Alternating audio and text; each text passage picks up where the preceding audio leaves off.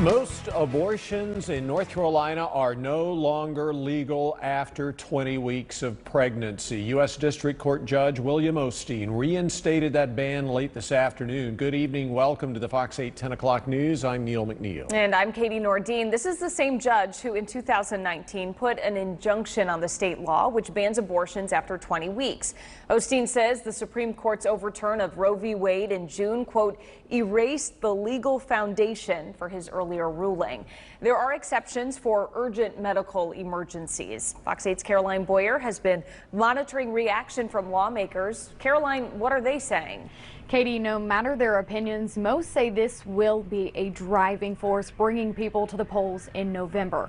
Politicians on both sides took to social media following the ruling to share their thoughts. I reached out to lawmakers in Raleigh who represent the Piedmont Triad to hear their take on the decision. This is a decision that should become between a woman and her doctor, and the government should not be interfering. And it's a troubling trend we're seeing all over the country. While Democrat Pricey Harrison, who represents District 61 in the state house, wants abortion to be a woman's choice, several Republican lawmakers have a different take. Senator Phil Berger released a statement saying, quote, Democrats' position on abortion can only be characterized as extreme. Attorney General Stein's political grandstanding has made one thing clear. He and his party want to allow abortion up to the moment of birth. That's barbaric and out of touch with North Carolinians. Senator Berger is referencing Attorney General Josh Stein's refusal to bring the ban before a judge himself. Members of the Republican General Assembly took matters into their own hands, urging Judge William Osteen to restore the abortion ban.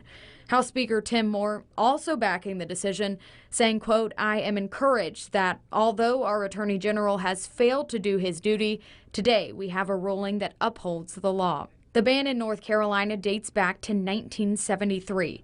It hasn't been enforceable in decades because Roe v. Wade made it void, allowing abortions up to viability, which is about 24 weeks of pregnancy. Since the U.S. Supreme Court overturned the landmark decision, Judge Osteen was able to reinstate the ban after 20 weeks with exceptions.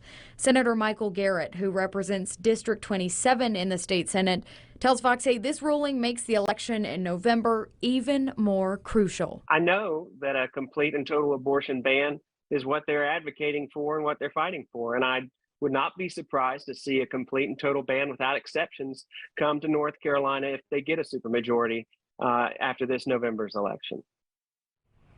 Governor Roy Cooper is also weighing in on the ruling, saying although he disagrees with it, the vast majority of patients will still be able to access reproductive health care in North Carolina.